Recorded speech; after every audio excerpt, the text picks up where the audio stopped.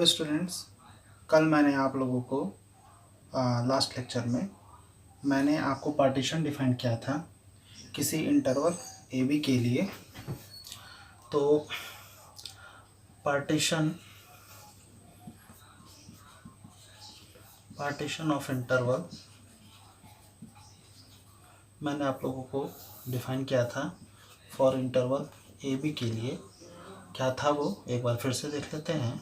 P is equals A equals x0 less than x1 less than x2 less than dot dot dot xi-1 less than xi less than dot dot dot xn equal to b। ये हमारा partition था और इस partition के लिए different intervals थे। वो इसको हमने I1 I2 I और IN से डिनोट किया था, जिसमें I1 जो था वो x0 x1 था, I2 ये x1 x2 था, I3 x2 x3 था। इसी तरह I को आप लिख सकते हैं xi-1 xi और IN को लिख सकते हैं xi-1 xi। ओके, और मैंने बताया था कि union of I R is equal to 1 to n is equal to whole interval closed interval A B. Okay, मैंने आपको ये भी बताया था कि जो लेंथ ऑफ दीज इंटरवल्स हैं वो इक्वल होना कोई आवश्यक नहीं है। वो बराबर हो भी सकते हैं और वो बराबर नहीं भी हो सकते हैं। तो इस लेंथ को लेकर के एक कॉन्सेप्ट आता है जिसको मैश बोलते हैं। Mesh or norm of partition. Okay, mesh or norm of partition ये क्या होता है बच्चों? ये जो इंटरवल्स ये हमें मिले हैं I1 I2 I3 dot dot dot IN, मैंने बताया कि उनके लेंथ बराबर होना कोई ज़रूरी नहीं है। तो इसमें जो सबसे मैक्सिमम लेंथ होगा, ठीक है बच्चों, जो मैक्सिमम लेंथ होगा, मैक्सिमम क्या मैक्सिमम? तो xi minus xi-1 such that i की वैल्यू जो है 1 2 3 डॉट डॉट डॉट n है। तो ये आप लेंथ निकालिए, उसका जो मैक्सिमम होगा उसे हम मैश या नॉर्म कहेंगे फॉर गिवन पार्टीशन। मैंने बताया था कि पार्टीशन किसी भी इंटरवल का कोई ज़रूरी नहीं है कि एक ही हो, वो नंबर ऑफ पॉइंट्स को इंक्लूड करने से बदलता रहता है। ओके, और इसे हम नॉर्म ऑफ P से लिखते हैं। ओके, और इस लेंथ को डेल I से भी डिनोट किया जाता है। ठीक है, फिर उसके बाद आता है आपका रिफाइनमेंट ऑफ अ पार्टीशन। क्योंकि मैंने लास्ट लेक्चर में आपको बताया था कि जब इनमें पॉइंट्स को हम बढ़ाते हैं, मान लीजिए ये आपका x स्टार पॉइंट है, जैसे ही हम इस पॉइंट को बढ़ाएंगे तो हमारे ये जो इंटरवल ए बी है वो आपका और रिफाइन हो जाएगा। और रिफाइन होने से क्या होगा, जो हमारे यहाँ पे मैंने बताया था कि इसको डिफरेंट हम रेक्टेंगल्स में अगर इसको हम कंस्ट्रक्ट करें लाइक दिस। ओके,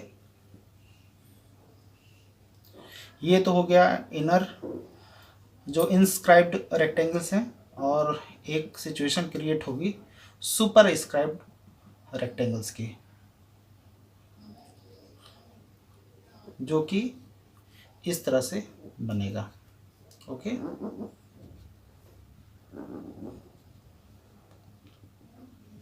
ओके, तो आप देख रहे हो जो कर्व्ड रीजन का जो एरिया है वो अगर हम इन रेक्टेंगल्स की एरिया निकालते हैं और उसको सम अप करते हैं उससे ज़्यादा होगा।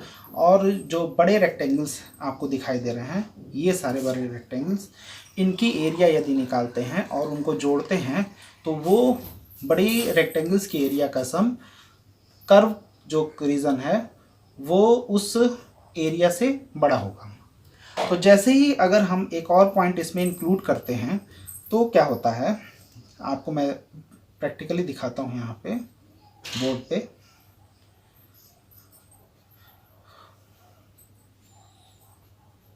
ठीक है, मैंने एक पॉइंट इसमें बढ़ाया एक्स स्टार, तो देखिए उस एक्स स्टार को बढ़ाने से क्या होता है। तो अब हमारा जो अब ये पूरा का पूरा जो लेंथ था वो दो भागों में बट गया। अब ये कुछ इस तरह से फिगर हमारा बनेगा, एक ये होगा और एक ये होगा। और थोड़ा सा ध्यान दें तो अब हमारा जो बड़ा रेक्टेंगल होगा वो कुछ इस तरह से बनेगा। ओके, तो आप यहाँ पे देख रहे होंगे कि जो हम रेक्टेंगल्स का सम निकाल रहे हैं, अब ये सम थोड़ा बढ़ गया। क्यों बढ़ गया? पहले ये जो पोर्शन था वो गैप में था, अब क्या हो गया है, ये दो छोटे छोटे पोर्शंस में वो गैप बटा है और ये इसमें एरिया में आ गया है, ये पोर्शन एरिया में आ गया है, जिसकी वजह से अब रेक्टेंगल्स की एरिया का सम बढ़ गया है।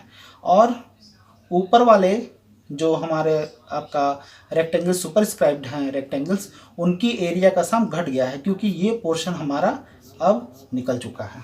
ओके, यहाँ से आपको पता चल गया होगा कि एक्स स्टार यानी कि कोई एक और पॉइंट इंक्लूड करने से क्या स्थिति में बदलाव आता है और एरिया पे, रेक्टेंगल्स की एरिया पे क्या प्रभाव पड़ता है। ठीक है, इसके लिए मैं एक कंसेप्ट यूज़ करूँगा कि how we will increase the number of point for the interval A B. और जब हम इसमें नंबर को पॉइंट को इंक्रीज करते हैं, 1 पॉइंट 2 पॉइंट इसी तरह up to infinite many points को हम इसमें ऐड कर सकते हैं, तो उन पॉइंट्स के ऐड करने से हमारा इंटरवल जो कि जिसे मैंने पार्टीशन के रूप में ब्रेक किया था वो पार्टीशन बार बार बदलेगा। ओके, तो जो पार्टीशन बार बार बदलेगा तो इसलिए हम एक डिफाइन करते हैं रिफाइनमेंट, क्योंकि जैसे ही हम इसमें इंटरवल में पॉइंट को ऐड करते हैं वो पुराना पार्टीशन से नया वाला जो पार्टीशन होता है पॉइंट को इंक्लूड करने पे वो ज़्यादा रिफाइंड हो जाता है। इसीलिए हम रिफाइनमेंट ऑफ पार्टीशन डिस्क्राइब करने जा रहे हैं। Refinement of partition. Okay, refinement of partition क्या हो जाएगा? ठीक है, रिफाइनमेंट ऑफ अ पार्टीशन। देखिए, एक पार्टीशन हमारे पास P है किसी इंटरवल का equal to x0 less than x1 less than x2 dot dot dot less than xn।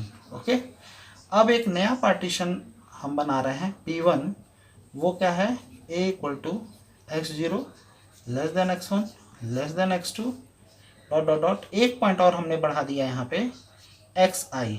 Okay, तो ये आपका ये नया पार्टीशन बन गया। तो यहाँ पे आप क्या देख रहे हो कि जैसे ही मैंने एक और पॉइंट बढ़ाया, ये पार्टीशन पुराने वाले पार्टीशन का सुपरसेट हो गया। दैट मीन्स कि P1 is superset of P। Okay, तो this means this partition P1 is more finer than P. That's why we said P1 is refinement of partition P. Okay, this is the definition of refinement of a partition. Okay, अगर आप example के तौर पे देखना चाहें, example के तौर पे तो एक इंटरवल 0 1 ले लेते हैं। ठीक है, उसका एक पार्टीशन हम डिफाइन करते हैं, P इज इक्वल 0 1/2 1। नाउ दूसरा एक पार्टीशन P1 डिस्क्राइब कर रहे हैं 0 1/4 1/2 1। कोई डाउट इसमें? ठीक है, तो this partition P1 is finer than P। Okay, So P1 is said to be refinement of a partition P. यहाँ तक आप लोग को समझ में आ गया होगा, ठीक है। अब हम अपर एंड लोअर रीमान सम की चर्चा करेंगे, ठीक है, और उसको समझने का प्रयास करेंगे, ठीक। अपर एंड लोअर सम, ये भी एक बहुत इम्पोर्टेंट पॉइंट है जिसको जानना पड़ेगा हमें। अपर और लोअर रीमान सम जानने के लिए हमने आपको बताया था कि ये आपके पार्टीशन है, और जो पार्टीशन है और उनमें जो पॉइंट्स हैं उनसे एक हम इंटरवल बना रहे थे, ओके, इसमें तो कोई डाउट नहीं था। फिर हम अब उस इंटरवल के करस्पॉन्डिंग सुप्रीमम और इन्फिमम हम देखना चाहेंगे। क्यों देखना चाहेंगे? बिकॉज ऑफ मैंने कहा कि इस रेक्टेंगल की एरिया निकालनी है और इस रेक्टेंगल की एरिया निकालनी है आपको, सपोज, ओके। तो ये लेंथ मुझको पता है, ये लेंथ मुझे पता है, ओके, और इस लेंथ को मान लीजिए डेल x1 है, ठीक है। ये किसी जो क्लोज कर्व का रीजन है वो फंक्शन आपका y equal to F X है, तो वो y equal to F X function इस इंटरवल के लिए एक सुप्रीमम और एक इन्फिमम रखेगा, ओके, फॉर दिस इंटरवल। तो दिस इज द इन्फिमम, उसको हम स्मॉल m1 से लिखते हैं, और मैक्सिमम जो आपको मिलेगा यानी कि जो सुप्रीमम मिलेगा वो ये लेंथ मिलेगा, okay, for this interval x0 x1, और उसको हम कैपिटल M1 से लिखेंगे। तो किसी फंक्शन का इसी तो यहाँ से आप देखोगे कि this length into this length becomes this area, okay. तो in such a fashion, in such a manner, length of this thing and length of this side is equal to area of this rectangle. By summing up in all such rectangles, we will get the area of all rectangles, or this area is less than the area of curved region, okay. Any doubt? Clear? Or this is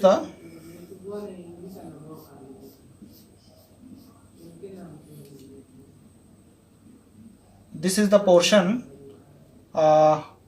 which area is length of this side and length of this, which is capital M1 into delta x1. This is area of superscribed rectangle, okay. In such a manner we can add all such areas of rectangles, and by summing up we will get the area of rectangles, sum of rectangles which is bigger than area of this region. I hope all of you understand this thing very clearly. So in such a manner we can define mi and small mi. What is capital Mi? Capital Mi is supremum of f in interval xi minus 1 xi, okay. So this is supremum of f in interval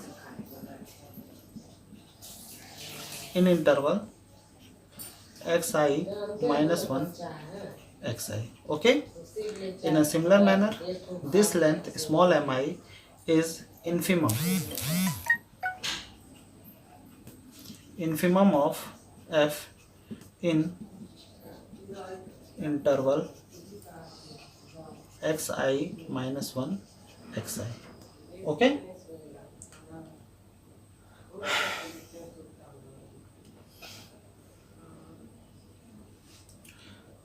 तो सारे intervals के लिए for this interval, for this interval, for this interval, this interval and this whole interval we will get infimum and supremum, okay. m1 is supremum of f in interval x0 x1. Small mi is capital M1 is supremum and small m1 is infimum of f in interval x0 x1. Similarly, m2 is supremum of x1 x2. M2 is infimum of f for interval x1 x2. Okay, and capital M is supremum of f in interval AB. Okay, और small m is infimum of f in interval AB. Okay, now sum of these rectangles which is inscribed is how much? This is sum of capital small mi into delta xi. I is vary from 1 to n. So what we will get by this formula? Sum of all the rectangles, this rectangle which is below the curve. Okay, this rectangle and all such rectangles ka this is the sum. Okay, and this sum is said to be lower Riemann sum of function over partition P. Okay, similarly, sum of all rectangles which is superscribed. And what is sum of these rectangles which is superscribed? Okay, all such rectangles का sum वो capital Mi हो into del xi. I is varied from 1 to n. This is called upper Riemann sum of function over partition P. This is called lower Riemann sum, and this is upper Riemann sum. This is the formula of upper and lower Riemann sum. I hope all of you understand this concept very clearly. Now we have few property and a few theorem based on these lower Riemann sum and upper Riemann sum. Now I am going to deal with few theorems. Okay, first है आपका theorem for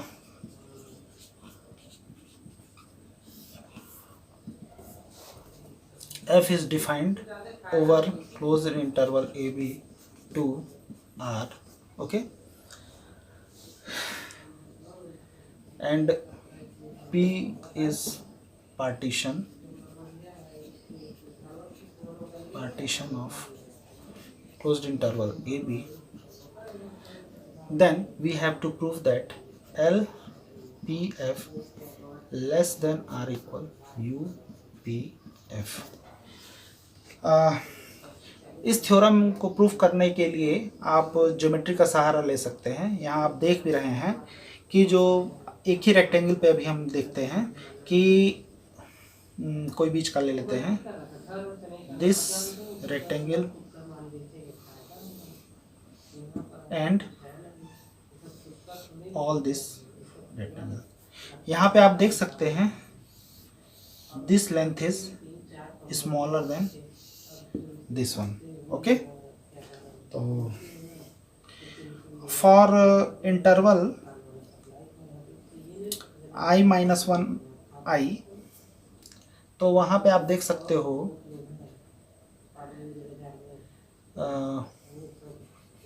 small mi lesser or equal capital Mi for ith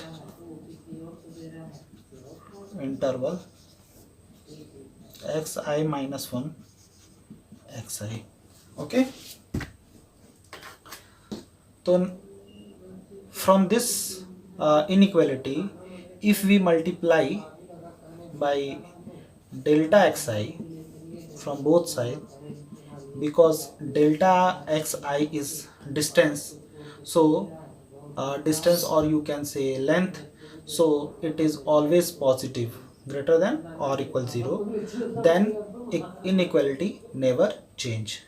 Or by summing up for whole region, for the partition P, I is equal to 1 to n mi delta xi lesser or equal I is equal to 1 to n capital Mi delta xi. Okay, so what is this and what is this?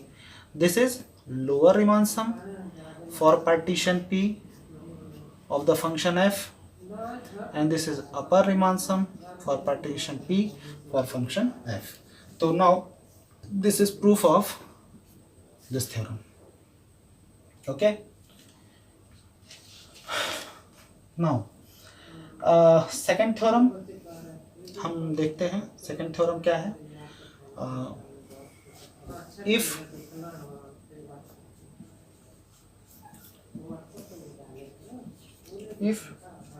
P1 and P2 are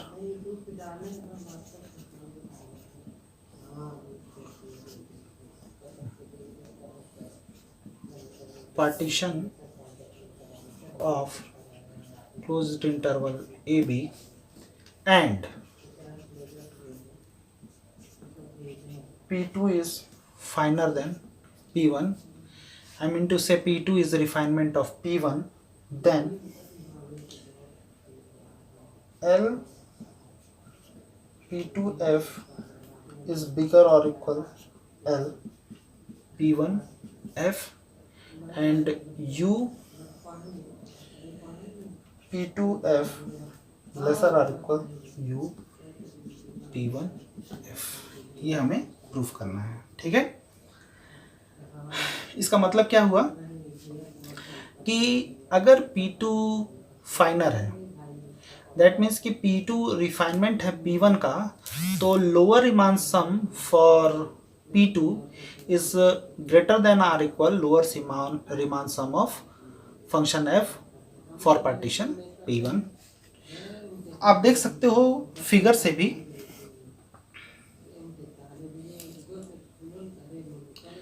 figure में आप देख सकते हो इस elemental portion को हम consider करते हैं. ये एलिमेंटल पोर्शन आप देख सकते हो.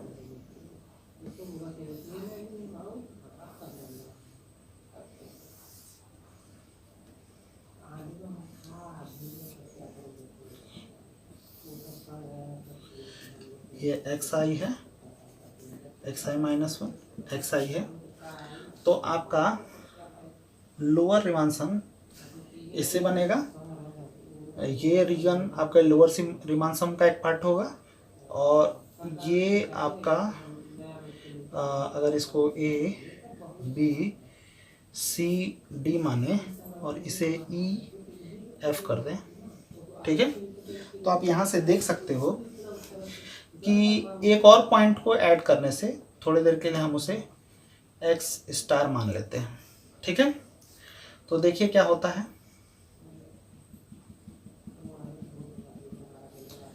ऐसे ये बट जाएगा. ये तो अभी भी इतना ही रहेगा. ओके, और ये जो है अब ये दो रेक्टेंगल्स में बटेगा. ठीक है,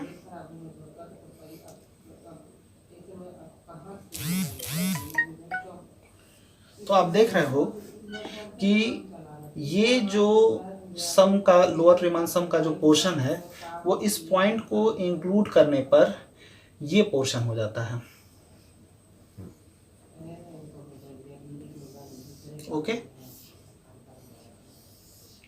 ठीक है, तो आप यहां से क्या देखते हो, पहले जो पोर्शन यहां तक था, ये था पोर्शन, वो अब बढ़ करके ये पोर्शन हो गया. यानी कि लोअर रीमान सम जो है एक पॉइंट इंक्लूड करने से बढ़ जाता है. ठीक है, पहले के पार्टीशन के करस्पॉन्डिंग. उसी तरह अगर हम अपर रीमान सम की बात करते हैं तो अपर रीमान सम में ये पॉइंट इंक्लूड करने पर क्या सिचुएशन क्रिएट होता है, ये देखिए। पहले हमारे पास ये रीजन था, ओके, और अब जो है वो एक पॉइंट को इंक्लूड करने से वो ये रीजन हो गया, ठीक है, ये रीजन कैंसिल आउट हो गया। इसका मतलब क्या हुआ कि एक पॉइंट इंक्लूड करने से पार्टीशन के अंदर जो अपर रीमान सम पहले पार्टीशन के ऊपर था वो ज़्यादा होगा दूसरे वाले पार्टीशन जो कि रिफाइनमेंट है। इस फिगर से आप लोग को ये बात समझ में आ गई होगी। नाउ अब हम चलते हैं फर्स्ट थ्योरम प्रूफ करते हैं, कोई डाउट की इसमें। फर्स्ट वाला पोर्शन हम प्रूव करते हैं, सेकंड वाला आप लोग के लिए हम छोड़ देंगे, ठीक है, उसे आप लोग ट्राई करिएगा एज अ एक्सरसाइज। तो प्रूफ लेते हैं, प्रूफ करते हैं। assume that partition P2 have one more point than partition P1, okay. तो पार्टीशन P2 को हम करते हैं आपका a equal to x0 x1 x2 dot dot dot xi minus 1 x star एक पॉइंट इंक्लूड करते हैं,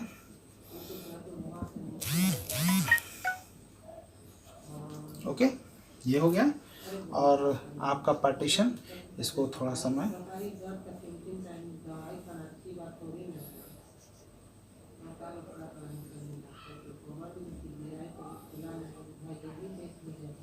ठीक है। और जो पार्टीशन हमारा P1 है वो a equal to x0 x1 xi minus 1 xi, okay, ठीक है। तो आप यहाँ से देख सकते हो कि P2 have one more extra point than partition P1 and for this interval the interval xi minus 1 xi is now break in two part, xi minus 1 x star and x star xi, okay. तो ये interval जो है वो split कर गया, यानी कि this interval is union of this two. So हम लेते हैं W1 या W1 is infimum of fx, ठीक है, over interval x belongs to xi minus 1 xi, okay, ये हो गया x स्टार, ठीक है। W2 इन्फिमम लेते हैं fx का, जहाँ पे x आपका एलिमेंट होगा x स्टार टू xi, ठीक है। और इसी तरह small m I is infimum of fx for interval xi minus 1 xi, okay. इतनी चीज़ें हम लेते हैं। फिर आप देखिए यहाँ से हम इस वाले इनइक्वालिटी को हमें प्रूफ करना है, तो हम लेते हैं L P2F minus L P1F, ठीक है। इसे हमें greater than or equal 0 proof करना है, ठीक है। तो हम इसकी वैल्यू कैलकुलेट करने जा रहे हैं। अब देखिए for partition P2 this is how much, this is summation I is equal to 1 to n minus 1 mi delta xi, okay, plus this W1 for this interval, so W1 into x star minus xi minus 1, okay, plus W2 for this interval xi minus x star, okay. This is the sum with respect to partition 2, okay, minus LP1F is how much? LP1F is summation I is equal to 1 to n minus 1 mi delta x i, इसको ऐसे कर देते हैं suffix j equal to 1 to n m j del x j, okay. और ठीक है, और यहाँ पे एक चीज़ और छूट गया, summation j equal to n, j equal to यहाँ पे n माइनस 1 नहीं होगा, i माइनस 1 होगा, तो ये I टू n, ठीक है। दिस इज I टू यहाँ से I प्लस 1, ठीक है, और ये एम जे डेल एक्स जे, ठीक है। और यहाँ पे भी इसी तरह j इक्वल टू 1 टू कहाँ तक जाएगा, ये I माइनस 1 तक जाएगा, I माइनस 1 तक जाएगा, ठीक है। और एम जे इसको कर लीजिएगा डेल एक्स जे, ठीक है। फिर plus m i into delta x i plus summation j plus आपका summation j equal to i plus 1 to n, ठीक है।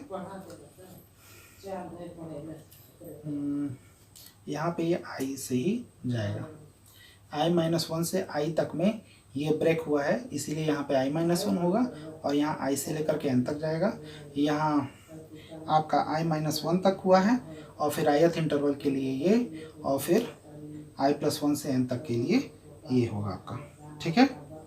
इसमें कोई डाउट तो नहीं है आप लोगों को, ठीक। तो after solving this we will get the value, इसे हम मिटा देते हैं,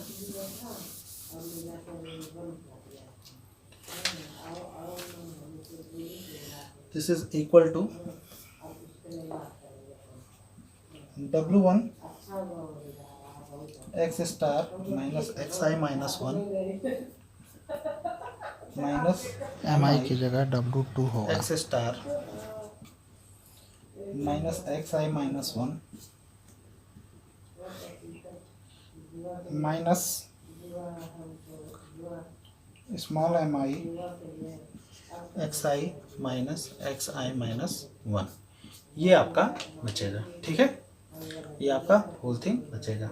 इसमें हम क्या करते हैं, इस पोजीशन पे एक्स स्टार को ऐड करते हैं और सब्ट्रैक्ट करते हैं।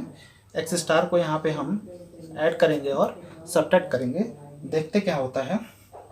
तो ये आपका बदल जाएगा W1 x star minus x i minus 1 minus m i x star minus x i minus 1, okay, plus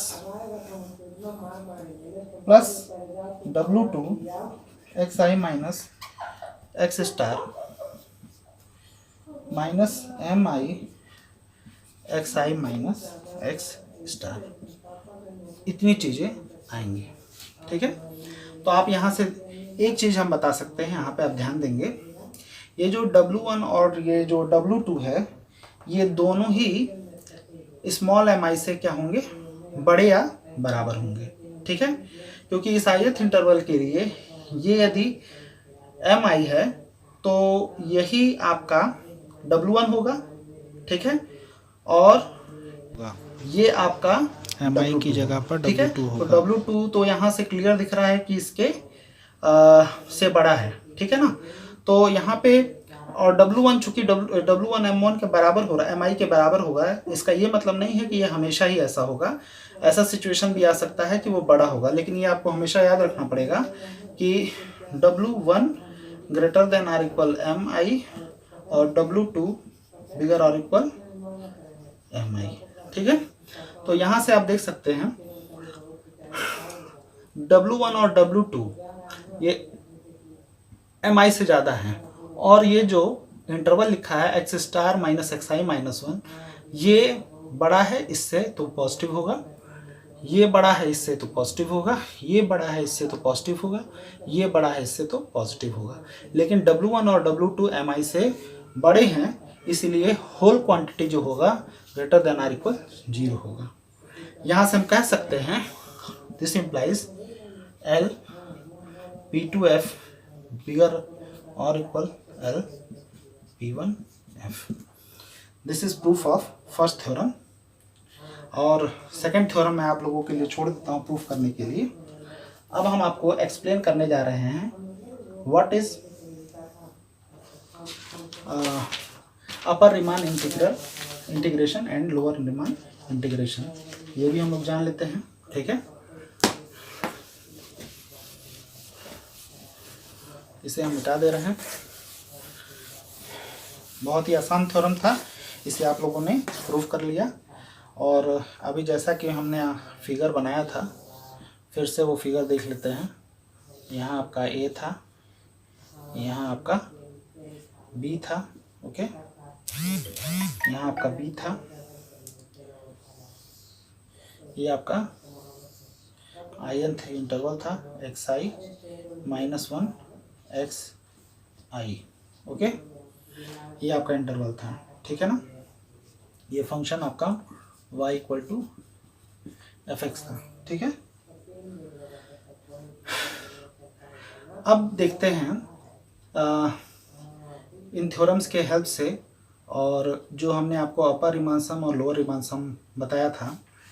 अब देखिए, हमने समेशन लिया था L PF सॉरी हमने लिया था capital MI delta XI equals UPF। ठीक है, और जहाँ पे I वेरी कर रहा था 1 से लेकर n तक, और I equal to 1 to n small MI delta XI equal to LPF। अब देखिए आप यहाँ पे पार्टीशन को हम वेरी करें, यानी कि इसको रिफाइन करते जाएं, और रिफाइन करने से आप देख रहे हो कि जो हमारा अपर रीमान सम होगा, थोड़ा सा फिगर एक बार और देख लेते हैं। ये अपर रीमान सम है, ठीक है, और अभी मैंने बताया कि अगर हम एक पॉइंट इसमें और डाल देते हैं x स्टार को, तो हमारा जो अपर रीमान सम है पहले से कम हो जाता है। तो जितना हम इसे फाइनर करते जाएंगे, यानी कि जितना इस पार्टीशन P को रिफाइन करते जाएंगे, उतना ही हमारा जो सम होगा वो डिक्रीज करता जाएगा, अपर रीमान सम। ठीक, और लोअर रीमान सम क्या होगा, वो इंक्रीज करता जाएगा। ठीक है, तो अपर रीमान सम का जो इन्फिमम होगा, यानी कि जो सबसे लोएस्ट होगा, और लोअर रीमान सम का जो सबसे हाईएस्ट होगा, यदि इसका हम अपर रीमान सम का इन्फिमम लें और लोअर रीमान सम का हम सुप्रीमम लें, तो उसे हम कहते हैं UPF के हेल्प से जो बनेगा, ओवर डिफरेंट पार्टीशंस हम लेते जाएं, इसको रिफाइन करते जाएं, और हम अपर रीमान सम जो है उसका अगर हम इन्फिमम ले लें तो इसे हम कहते हैं A to B part fx dx, यानी कि ये अपर रीमान इंटीग्रल होगा। और यही अगर हम सुप्रीमम ले लें LPF, अब यहाँ पे हमारा P जो है, जो P पार्टीशन है, वो बिलोंग कर रहा है P ए बी में, इसका मतलब this is collection of all partition. Okay, ये कलेक्शन है सभी पार्टीशन का। यदि इस पार्टीशन के मेंबर से, यानी कि अगर हम कोई भी पार्टीशन लेते हैं और सारे पार्टीशंस पे हम जब अपर रीमान सम निकालते हैं तो उसमें जो सबसे छोटा होता है उसे हम अपर रीमान इंटीग्रल कहते हैं। उसी तरह LPF में for partition P belongs to AB, this is defined as lower Riemann integration A bar to B fx dx। यदि upper Riemann integral lower Riemann integral दोनों बराबर हो जाता है तब हम कहते हैं फंक्शन रीमान इंटीग्रेबल है। यानी कि A to B bar fx dx यदि बराबर हो जाए A बार टू B fx dx के, then we said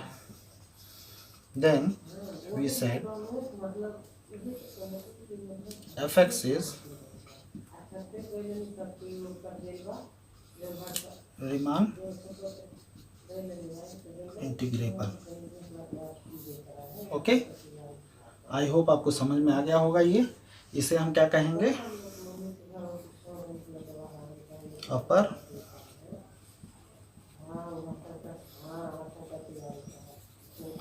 इंटीग्रल और ये लोअर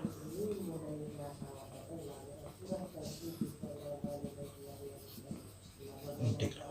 ठीक है, अपर रीमान इंटीग्रल और लोअर रीमान इंटीग्रल। ठीक है, आज यहीं पे अपने इस लेक्चर को मैं समाप्त करता हूँ। आशा है कि आपको ये चीज़ें अच्छे से समझ में आई होंगी। अब नेक्स्ट लेक्चर में हम और कुछ थ्योरम और क्वेश्चंस को करने का प्रयास करेंगे और क्या क्या कंडीशन फंक्शन पे होता है कि वो फंक्शन रीमान इंटीग्रेबल होगा, इस पे चर्चा करेंगे। Thank you.